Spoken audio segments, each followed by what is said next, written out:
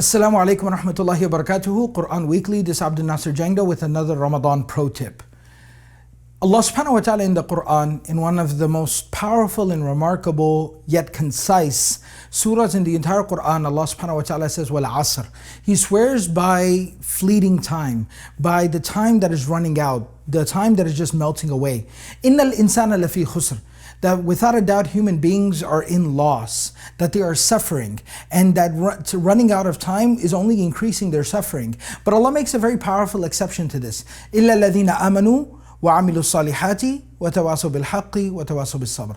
Allah subhanahu wa ta'ala says, except for the people who believe, they do good righteous deeds, they enjoin good, the truth, and they enjoin patience. All right, and so what I wanted to talk about here today is the importance of good habits. Human beings, as the surah explains to us, we are the sum of our habits and our actions. And that's basically what defines us ultimately.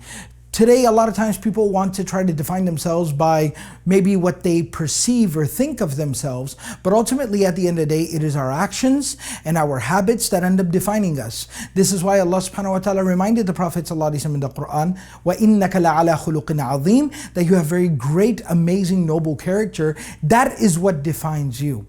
The month of Ramadan is an amazing opportunity for us to be able to define ourselves.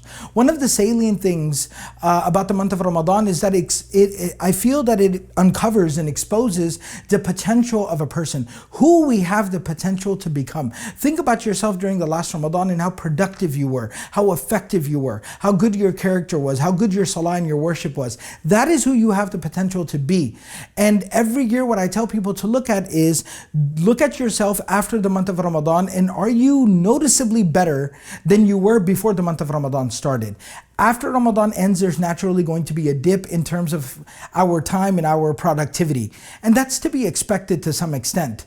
But the key factor is that after Ramadan, if we go back to being exactly who we were before Ramadan, then that was a loss. But we have to be better than we were before Ramadan started, so that when the next year that Ramadan comes around, we continue to take these steps up.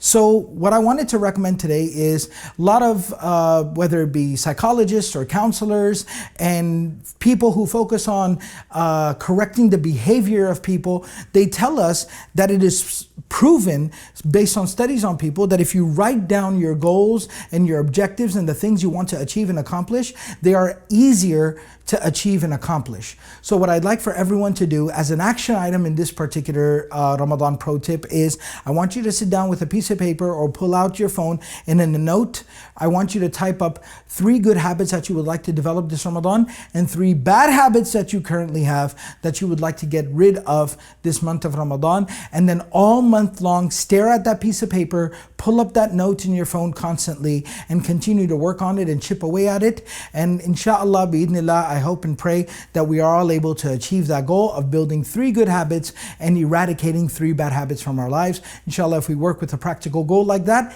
in a practical fashion, we'll be able to achieve and accomplish it this Ramadan. Jazakumullahu khairan for watching. I want to recommend that everyone subscribe to Quran Weekly, and of course, share this video with family and friends.